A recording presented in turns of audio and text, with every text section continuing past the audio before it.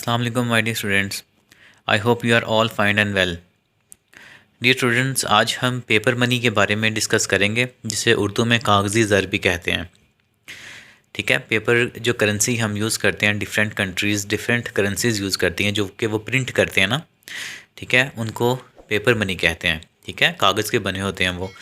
और paper money mostly जो है वो किसी भी मुल्क का जो सेंट्रल बैंक होता है ना, वो इशू करता है।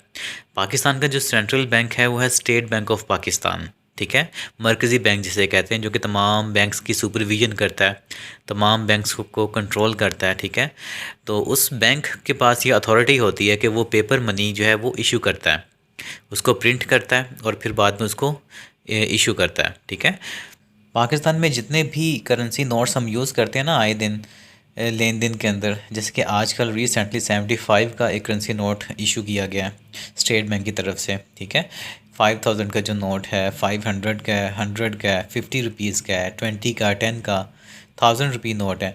ये सारे के सारे जो पेपर मनी है, ये सारे के सारी कागजी ज़र होता है और इसको हमारा state bank of Pakistan issue करता है और प्रिंट करता है।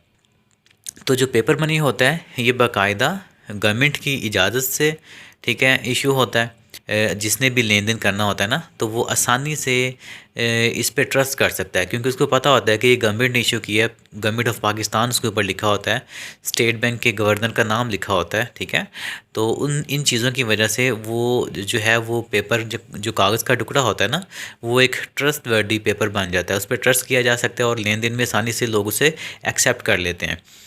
तो ऐसी करेंसी को हम पेपर मनी कहते हैं। और इसके अंदर आपने ये चीज़ माइंड में रखनी है कि पाकिस्तान के अंदर जब भी पेपर मनी इशू होती है ना, तो इशू करने के वक्त जो स्टेट बैंक ऑफ पाकिस्तान होता है, वो टोटल जो पेपर मनी जितनी उसने इशू करनी होती है उसका 30% अपने पास रखता है रिज़र्व के अंदर। ठीक है, और बाकी का जो होता है, बाकी मालियत का जो 70% बाकी मालियत का जो पेपर मनी होता है उसको वो इशू करता है। ठीक है, ये एक रूल है। डिफरेंट कंट्रीज़ में जो ये प्रोपोर्शनल रिज़र्व सिस्टम है ये डिफरेंट होता है।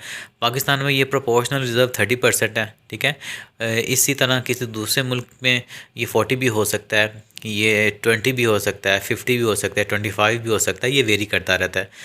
तो पाकिस्तान जब भी कागज़ी ज़र का इजरा करेगा तो एक ख़ास तनासब से कुछ मालियत के नोट जो है ना वो उनका रिज़र्व रखेगा अपने पास, सोना, चांदी या किसी भी गैर मुल्की करेंसी के तौर पे, और बाकी का जो बाकी मालियत जो बचेगी उसके पास 70% उसका वो जो है वो पेपर मनी जारी कर देगा।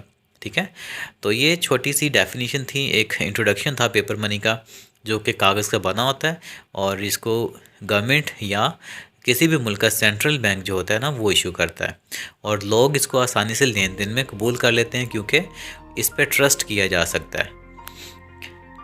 तो ये आज का लेक्चर था। इंशाल्लाह मिलते हैं नेक्स्ट क्लास में, अगली इसी पेपर मनी की कुछ टाइप्स हम डिस्कस करेंगे।